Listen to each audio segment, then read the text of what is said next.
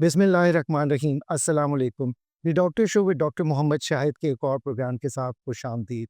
Blood pressure खामोश कातिल है। खामोश कातिल क्यों है? इसका ह्यूमन बॉडी पे क्या इफेक्ट होता है? और कौन-कौन से ऑर्गन्स इन्वॉल्व होते हैं ब्लड प्रेशर के अनकंट्रोल होने की वजह से? हमारे मेहमान शख्सियत हैं doctor Najmul Islam. Doctor Najmul Islam professor of medicine है और कंसल्टेंट एंडोक्राइनोलॉजिस्ट हैं आगा खान यूनिवर्सिटी हॉस्पिटल कराची में।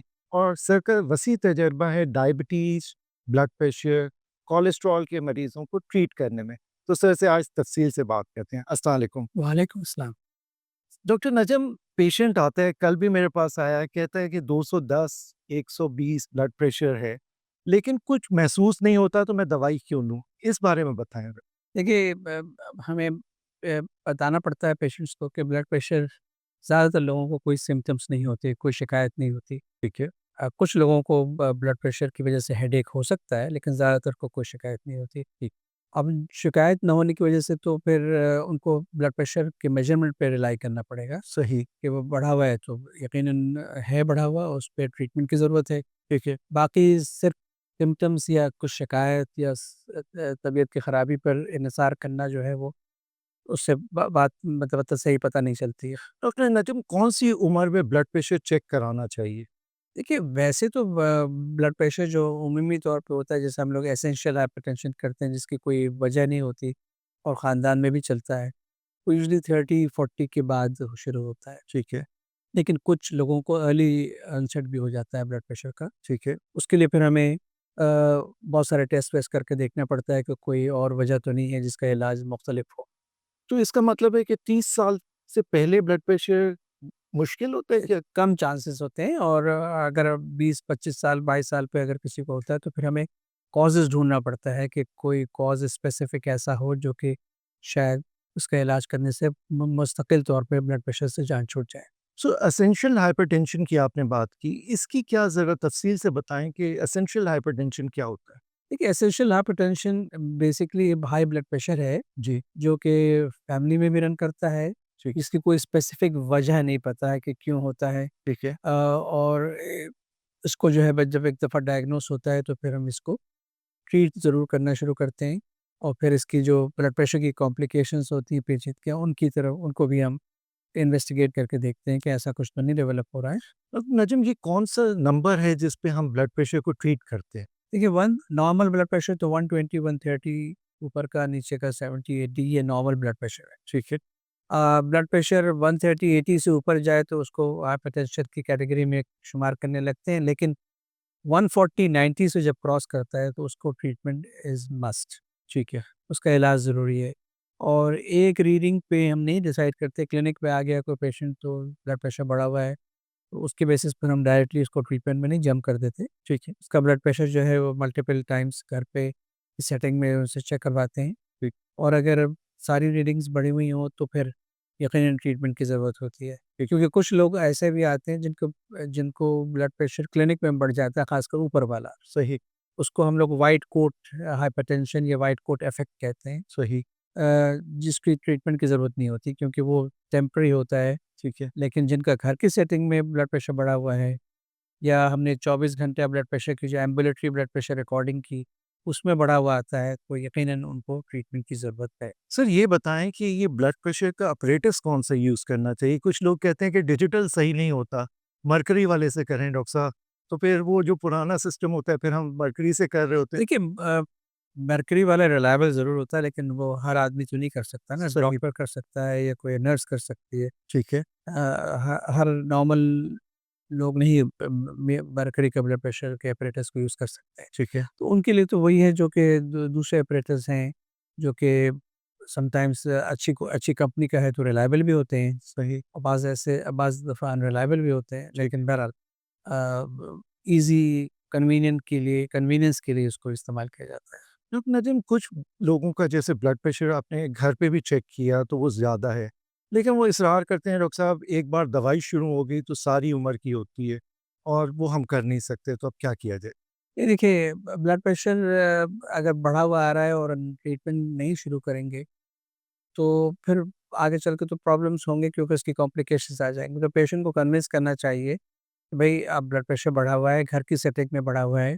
और एक दफ़ा नहीं मल्टीपल टाइम्स बढ़ा हुआ है, तो इसको ट्रीटमेंट की ज़रूरत है। अब एक दफ़ा ट्रीटमेंट शुरू होगा तो चांसेस यही हैं कि रहेगा ट्रीटमेंट ठीक है। और उसको ऑफ नहीं हो पाएँगे अनलेस कि आपने अपना वज़न अगर बहुत ओबीज़ हैं और अपना वज़न बहुत कम कर लिया, जी। तो इस बात के इम्कान है कि शायद आपकी मेडिसिन बंद हो जाए, सही। लेकिन ज़रूरी नहीं है।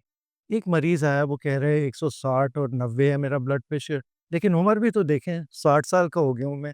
तो वो पुराना कॉन्सेप्ट उम्र का क्या आजकल नहीं, अब तो वो बात नहीं रही कि भई विद एज जो है वो ब्लड प्रेशर जो है थोड़ा-सा रिलैक्स्ड हो, उसको अब लोग एक्सेप्ट नहीं करते हैं। इसकी क्या वजह है? हमने क्यों इसको टाइट कंट्रोल कर दिया है? इसलिए कि स्टडीज़ ने ये साबित किया है कि जो पेचीदगियाँ होती हैं ब्लड प्रेशर की, जी। उनका ताल्लुक जो है वो ये हर एज में इसका इफ़ेक्ट आ रहा है, ठीक है। इर्रेस्पेक्टिव कि पेशेंट की एज कम है या ज़्यादा है, तो ठीक है। सभी को ट्रीट करना है एक सर्टेन कट ऑफ से जो कि मैंने आपको बताया 140-90 ठीक है। की रीडिंग्स को क्रॉस कर रहा है, मल्टीपल टाइम्स क्रॉस कर रहा है, तो ट्रीटमेंट की ज़रूरत है। सही। तो नजीम ये बताएँ कि पेचीदगियाँ क्या-क्या हो सकती हैं? अगर कंट्रोल ना किया जाए तो क्या हो सकता है मरीज़? देखिए कंट्रोल ना हो तो इसके इफ़ेक्ट्स हार्ट पर आ जाते हैं। ठीक है। इसको हार्ट फेलियर कहते हैं, हाइपरटेंसिव हार्ट फेलियर हो सकता है। सही। इसका इफ़ेक्ट ब्रेन पे आ जाता है, हैमरेज हो सकता है ब्रेन का। ठीक। ब्रेन में जो है फालिज के एक इन्फाक्शन होता है, वो भी हो सकता है, हैमरेज भी हो सकता है, दोनों पॉसिबिलिटीज़ और हैमरेज के ज़्यादा चांसेस होते हैं अगर ब्लड प्रेशर बढ़ा हुआ है। ठीक है। किडनी पे इफ़ेक्ट पड़ता है, अगर अनकंट्रोल्ड ब्लड प्रेशर रहे काफ़ी अर्से तक तो किडनी पे इफ़ेक्ट करता है ठीक। और किडनी डैमेज करता है। सही। किडनी फेलियर की जो कॉज़ेज़ हैं उनमें blood pressure top on the list है, ब्लड डायबिटीज़ के साथ-साथ। डायबिटीज़ की आपने बात की, डायबिटीज़ और ब्लड प्रेशर का चोली-दामन का साथ है कि एक होगा तो दूसरे के जी, चांसेस। तकरीबन 60% कुछ जगह 70% डायबिटिक्स को ब्लड प्रेशर का मर्ज़ भी होता है ठीक है। साइमल्टेनियस। आजकल दवाइयाँ बहुत अच्छी आ गई हैं जो कंट्रोल करती हैं। पहले एक दवाई थी, अब कॉम्बिनेशन की दवाइयाँ आ गई। इस बारे में बताएँ? ये अब तो बहुत आसानी हो गई है, अब तो 3-3 दवाइयाँ एक एक टैबलेट के अंदर शामिल हो गई हैं, तो पेशेंट के लिए जो है लेना आसान भी है और क्या कहते हैं पेशेंट को फ़ील भी नहीं होता कि बहुत सारी दवाइयाँ खा रहा है, एक टैबलेट खा रहा है। ठीक है। तो वो अब और ऐसी दवाइयाँ आ गई हैं जिनके साइड इफ़ेक्ट्स कम से कम हैं। ठीक है। पहले ज़माने में दवाइयाँ कम थीं, साइड इफ़ेक्ट्स बहुत थे, अब माशाल्लाह नई दवाइयाँ आ गई हैं और काफ़ी इफ़ेक्टिव भी हैं और सिम्पटम्स और साइड इफ़ेक्ट्स पे फ्री हैं।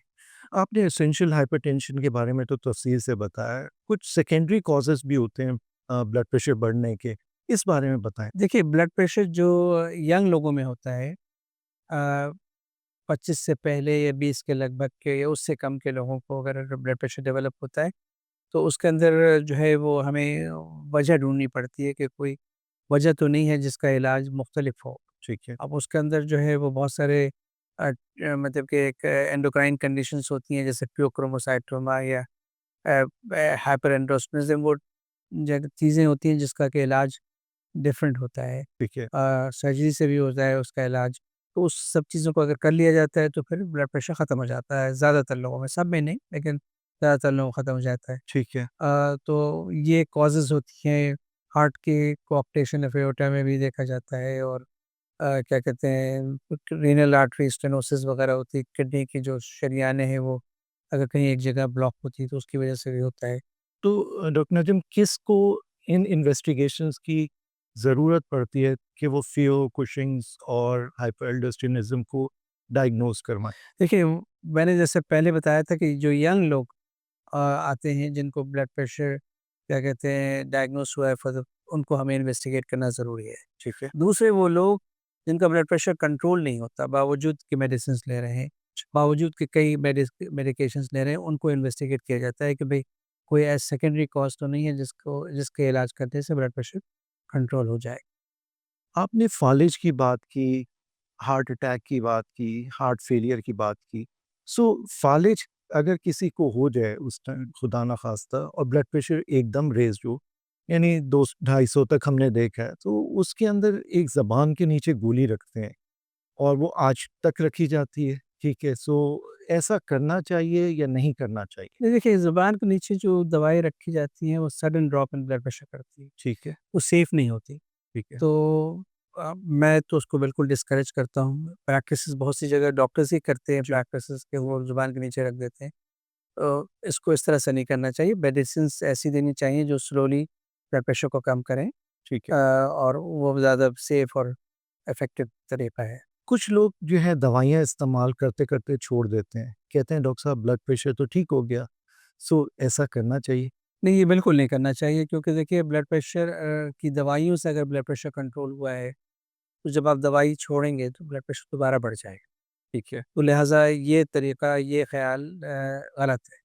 हाँ, अगर आप समझते हैं कि भई आप अपने फ़िज़िशियन से डिस्कस करें, तो वो हो सकता है कि आपकी दवाइयों को आहिस्ता-आहिस्ता कम करके देखें कि भई कम से कम दवा पे कंट्रोल कर लें।